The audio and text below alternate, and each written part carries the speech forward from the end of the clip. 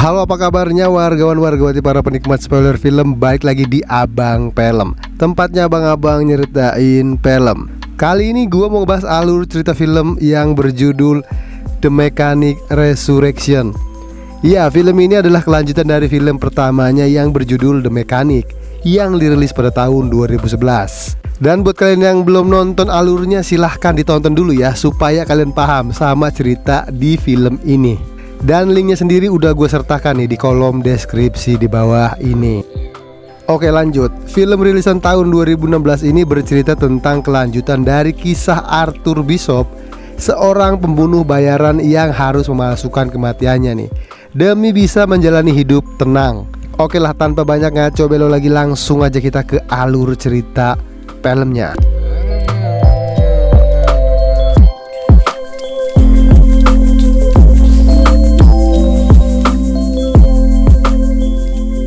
Di awal film kita diperlihatkan kepada Arthur Bishop, si pembunuh bayarin, yang sudah hidup tenang selama 5 bulan, tepatnya setelah kejadian yang kemudian membuatnya dianggap sudah meninggal dunia. Saat ini Bishop sendiri menetap di kota Rio de Janeiro, Brazil, dan sudah mengganti namanya menjadi Santos.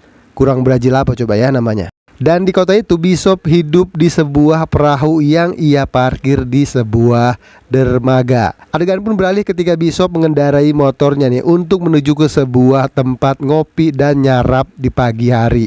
Kemudian ketika Bishop sedang minum kopi botolan, ia lalu didekati oleh seorang wanita yang ternyata wanita tersebut mengetahui identitas aslinya. Wanita itu pun menjelaskan nih bahwa dia adalah utusan dari seseorang yang ingin Bishop melakukan pekerjaan, yaitu membunuh 3 target yang sudah ditentukan, dan membuat seakan-akan kematian mereka itu bukanlah sebuah pembunuhan, tapi sebagai insiden kecelakaan.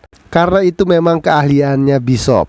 Bishop yang memang tidak ingin lagi melakukan pekerjaannya itu pun mencoba menolak dengan halus. Tapi wanita tersebut menunjukkan rekaman CCTV saat kejadian ledakan yang membuat Bishop dinyatakan meninggal. Kemudian dengan nada mengancam, wanita itu mencoba mengintimidasi Bishop dengan beberapa tukang pukul teman-temannya yang lain, sambil berkata kalau rekaman tersebut akan dia sebarkan jika Bishop menolak pekerjaan ini. Tapi rupanya wanita itu sudah salah memilih orang untuk diintimidasi. Kemudian dengan kamera HP-nya Bishop pun berhasil mengambil foto wanita tersebut. Dan yang terjadi kemudian,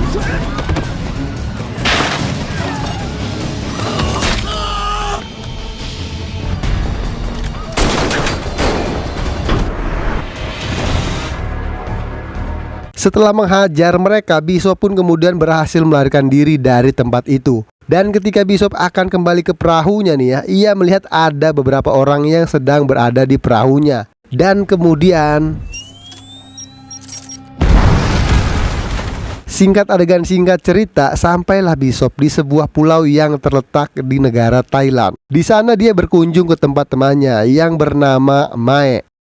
Dan di malam harinya Bishop pun mulai melakukan pelacakan terhadap wanita yang menyerangnya kemarin. Bermodal foto wanita itu yang dia jepret menggunakan HP-nya nih ya, Bishop pun berhasil mendapat info tentang siapa wanita tersebut sebenarnya.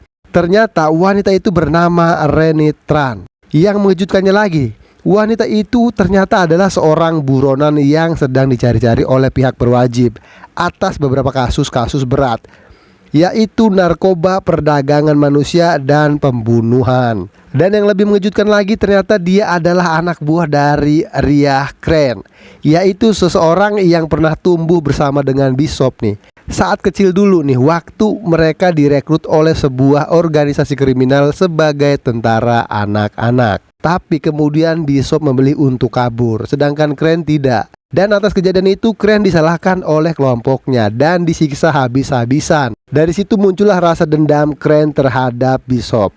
Dan akhirnya saat ini waktunya untuk Crane menuntut balas. Singkat adegan singkat cerita, terlihat ada seorang wanita bernama Gina mendatangi Mae untuk meminta beberapa obat dari P3K miliknya. Dan dia bilang kalau dirinya ini tinggal di perahu yang diparkir tidak jauh dari situ. Ketika malam harinya, Mae pun melihat Gina yang berada di perahu sedang dipukuli oleh seorang laki-laki. Mae pun mendatangi Bishop nih dan meminta Bishop agar menolong Gina. Awalnya Bishop ini menolak karena berpikir itu bukanlah urusannya dan tidak perlu ikut campur gitu ya. Tapi karena Mae ini terus meminta kepada Bishop ya, akhirnya Bishop pun pergi untuk menolong Gina. Setelah sampai di perahu, Bishop pun kemudian mengingatkan pria tersebut untuk melepaskan Gina. Tapi pria itu malah mencoba menyerang Bishop dan yang terjadi,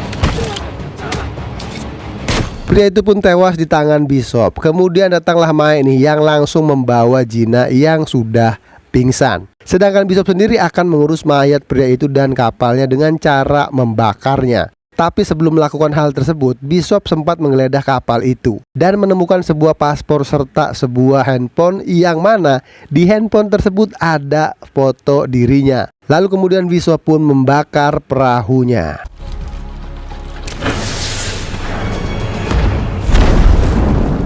Setelah kembali ke pondok, Bishop pun bertanya nih, bagaimana bisa gitu Gina ini punya foto Bishop di handphonenya, sedangkan mereka aja belum pernah bertemu sebelumnya kan. Akhirnya Gina pun jujur nih kalau dirinya nih dan pria tadi memang sengaja melakukan skenario untuk menjebak Bishop agar menolongnya dan setelah itu membuat Bishop jatuh cinta kepadanya. Dan semua itu dia lakukan atas suruhan Crane yang nanti jika itu berjalan sesuai rencana, Crane pun akan menculik Gina dan menggunakan Gina untuk memaksa Bishop membunuh 3 target yang sudah ia siapkan.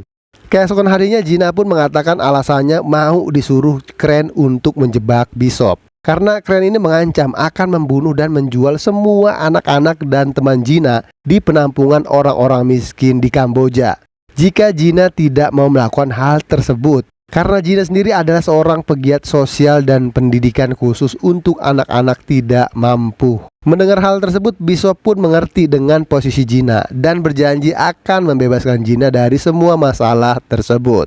Setelah bersama beberapa hari, ternyata Bishop dan Gina ini cinlok satu sama lain. Kemudian Bishop pun punya sebuah rencana nih agar Gina dan anak-anak di penampungan terbebas dari Crane, yaitu Bishop akan melakukan pembunuhan terhadap 3 target yang diminta dan dengan sengaja akan menyerahkan dirinya dan Gina untuk diculik oleh Crane. Kemudian sesuai rencana nih, para tentara bayaran Crane pun tiba dan membawa mereka. Crane pun kemudian menyandera Gina untuk memastikan Bishop menyelesaikan tugasnya, yaitu membunuh 3 orang target yang diminta. Target pertama adalah seorang panglima perang bernama Krill yang saat ini sedang berada di penjara di negara Malaysia, yang mana penjara tersebut memiliki keamanan yang super sangat ketat dan berada di sebuah tebing setinggi lebih dari 100 meter di tengah lautan lepas yang banyak ikan hiunya. Jadi mustahil lah untuk orang bisa masuk apalagi keluar dari sana. Singkat adegan singkat cerita, akhirnya setelah mencari-cari cara, Bishop pun menemukan sebuah ide nih untuk masuk ke penjara tersebut, yaitu dengan menyamar sebagai buronan kelas kakap yang tampangnya 11-12 dengan dirinya. Dan sebelum masuk ke penjara, Bishop melakukan persiapan yang sangat matang nih, yaitu persiapan rencana untuk melarikan diri setelah berhasil membunuh Krill di dalam penjara nanti.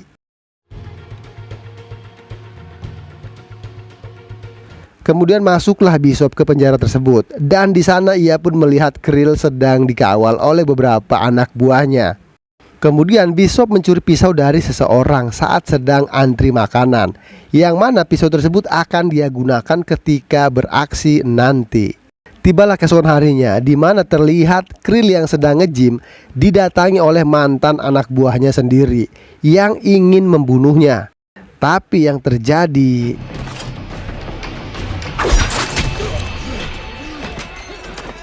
dengan pisau yang dicuri kemarin serta skill yang mumpuni, Bishop pun berhasil membunuh orang tersebut dan menyelamatkan Krill dari pembunuhan.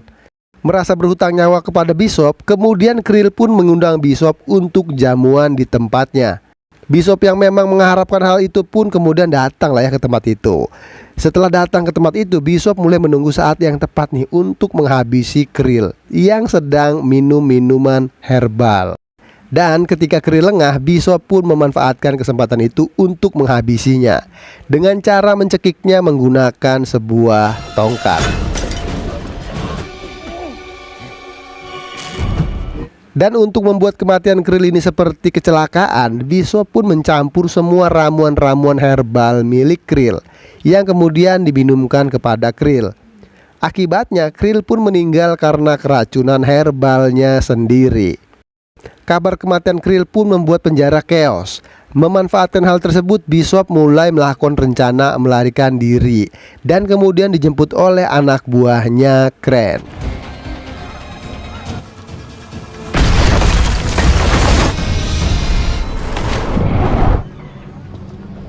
Singkat cerita, Bishop mulai menjalankan rencananya nih untuk membunuh target yang kedua, yaitu pria bernama Adrian Cook, seorang miliarder kaya raya asal kota Sydney, Australia, yang mana kekayaannya itu dulu ia peroleh dari hasil menjual wanita-wanita di bawah umur untuk dijadikan pekerja seks komersial. Adrian Cook sendiri saat ini tinggal di sebuah apartemen mewah dengan kolam renang kaca pribadi yang menjorok ke luar gedung. Pokoknya orang ini kaya banget lah. Yang mana dia juga punya keamanan yang super ketat yang mustahil bisa ditembus oleh siapapun. Dan lagi-lagi dengan kecerdasan yang dimiliki oleh Bishop, ia berhasil menemukan cara untuk membunuh targetnya dan membuat seolah-olah itu adalah sebuah kecelakaan.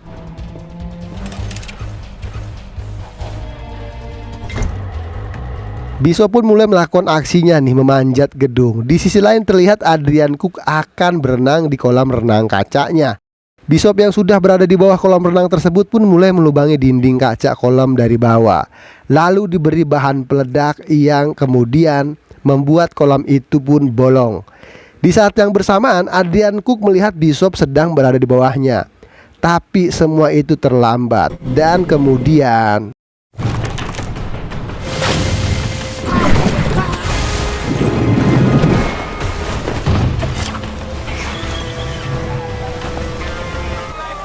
lagi-lagi dengan kecerdasan yang ia miliki, Bishop berhasil menemukan cara untuk membunuh targetnya dan membuat seolah-olah itu adalah sebuah kecelakaan.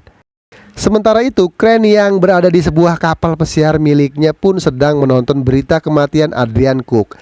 Hal itu pun membuatnya sangat senang dan kemudian mengizinkan Bishop untuk video callan dengan Gina sebelum membunuh target ketiganya. Sebelum melakukan video call, Gina sempat menzoom jendela kapal pesiar itu. Dan ketika terhubung dengan Bishop, Gina memberi kode nih kepada Bishop untuk melihat ke arah jendela, yang mana dari jendela itu bisa terlihat sebuah nomor kapal pesiar yang sedang parkir di sebelah kapal pesiar milik Crane. Bishop pun langsung melacak kapal tersebut nih dan berhasil menemukannya. Tapi sayang, ketika Bishop sampai di kapal itu untuk menyelamatkan Gina, Crane berhasil menggagalkannya.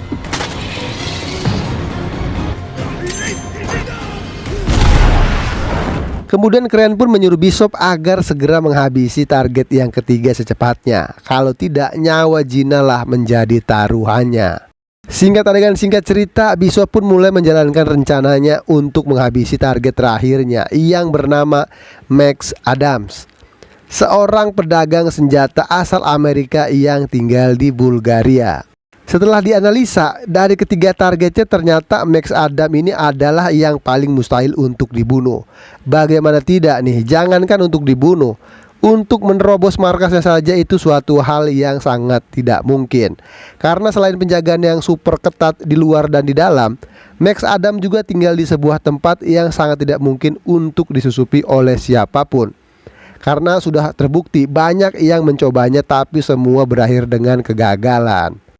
Tapi lagi-lagi dengan kecerdasannya, Bishop selalu dapat menemukan cara untuk memuluskan aksi-aksinya, yaitu dengan memanfaatkan sebuah helikopter milik rumah sakit yang berada tidak jauh dari tempat Max Adam.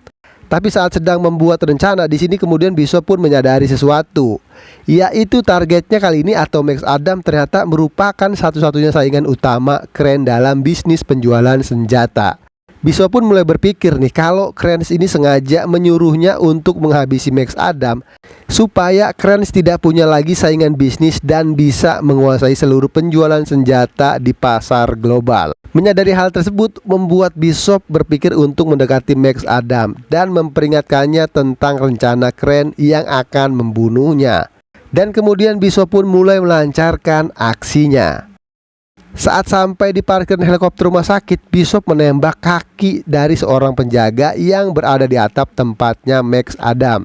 Tidak lama setelahnya, rumah sakit mendapat telepon dari lokasi tersebut bahwa ada yang tertembak. Kemudian petugas rumah sakit pun langsung berangkat ke tempat itu dengan menggunakan helikopter. Bishop yang sudah bersiap pun langsung masuk ke bagasi helikopter tersebut. Singkat adegan singkat cerita, setelah mengalahkan beberapa penjaga, Bishop pun berhasil masuk ke ruangan pribadi milik Max Adam. Kemudian ia pun memberitahu maksud dan tujuannya datang ke sana. Lalu Bishop mengajak bekerja sama dengan Max Adam untuk membunuh Crane. Dengan cara Max Adam harus berpura-pura mati saat di dermaga kapal selam miliknya nanti. Dan kemudian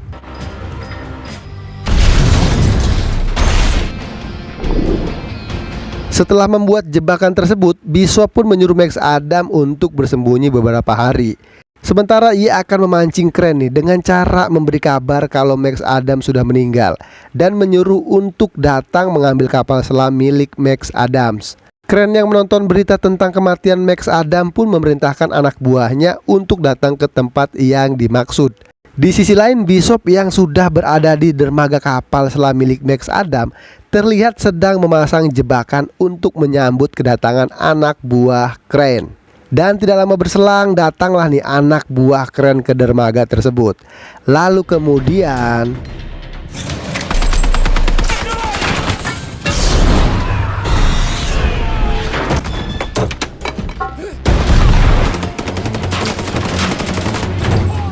Bishop pun berhasil membantai semua anak buah Crane.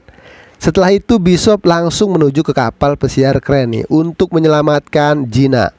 Dan di sana terjadilah nih adegan bakiran satu lawan banyakan.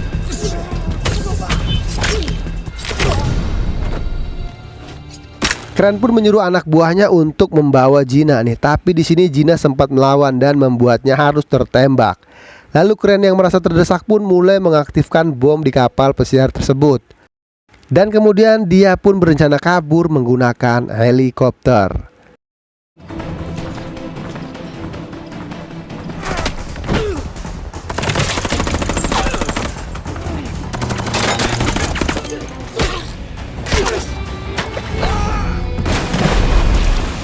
Singkat adegan singkat cerita, setelah berhasil mengalahkan anak buah Crane, Bishop pun bertemu dengan Gina.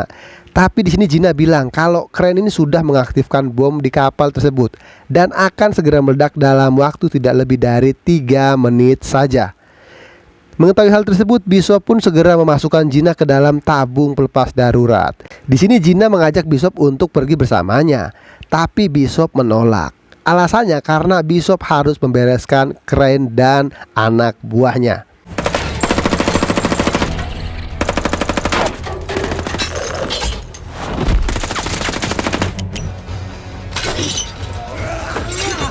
Kemudian setelah berhasil menghabisi sisa anak buahnya Crane, Bishop pun langsung bertarung dengan Crane. Crane pun berhasil diberiket oleh Bishop menggunakan rantai jangkar. Sebelum kapal meledak, Bishop pun pergi meninggalkan Crane yang sudah tidak bisa bergerak karena dibelabag rantai jangkar. Dan kemudian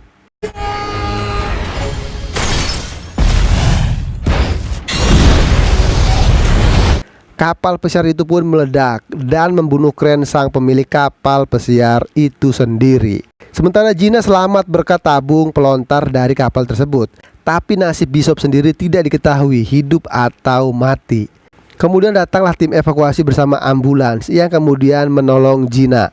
Di sana terlihat juga ada Max Adam beserta beberapa anak buahnya yang menyimpulkan kalau Bishop ini tidak selamat dari ledakan itu.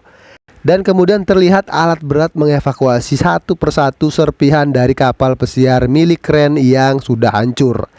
Adegan pun beralih kepada Gina yang sudah kembali mengajar di penampungan anak-anak miskin. Dan tanpa diduga, tanpa dinyana nih, muncullah Bishop yang sudah ada di hadapannya. Tentu saja hal itu sangat membuat Gina bahagia ya. Sementara di sisi lain, Max Adam yang berhasil memeriksa CCTV di dermaga tempat di mana evakuasi serpihan kapal pun menemukan hal tak terduga, Yaitu terlihat di rekaman CCTV tersebut, Bishop keluar dari salah satu serpihan kapal yang sudah hancur. Dan ternyata serpihan kapal itu adalah bagian dari ruang jangkar kapal pesiar yang cukup luas dan bisa untuk menampung beberapa orang di dalamnya. Ruangan itu sendiri didesain sangat kuat hingga tidak bisa hancur walaupun dengan ledakan sekalipun. Faktanya adalah bukan cuma di kapal pesiar saja yang terdapat ruangan tersebut, tapi juga di semua kapal, karena itu merupakan standarisasi operasional sebuah kapal laut. Lagi-lagi nih, Bishop membuktikan kualitasnya bukan hanya soal skill membunuh, tapi cara berpikir yang sangat cerdas. Bahkan hal-hal seperti itu mampu dia pikirkan di saat-saat terakhir sebelum bom meledak. Kemudian Alex Adam pun menghapus rekaman CCTV tersebut. Tidak lain adalah sebagai tanda terima kasih kepada Bishop nih, karena sudah menyelamatkan nyawanya. Sekaligus juga karena sudah membuat Alex Adams menjadi satu-satunya pedagang senjata saat ini, karena saingannya keren itu sudah tewas ya. Dan dengan ini Bishop pun dinyatakan sudah meninggal untuk kedua kalinya. Film pun the end. Pelajaran yang harus kita ambil dari film ini adalah yaitu pola pikirnya Bishop yang bukan cuma mengandalkan otot tapi juga mengandalkan otak. Itu bisa dijadikan contoh agar kita tidak gegabah dalam mengambil keputusan, bahkan di situasi yang genting sekalipun, karena bisa jadi keputusan tersebut dapat mempengaruhi masa depan kita atau bahkan masa depan orang lain. Oke lah, sekian saja pesan-pesannya. Seperti biasanya gue ucapkan terima kasih buat kalian yang udah nonton sampai selesai, dan sampai jumpa.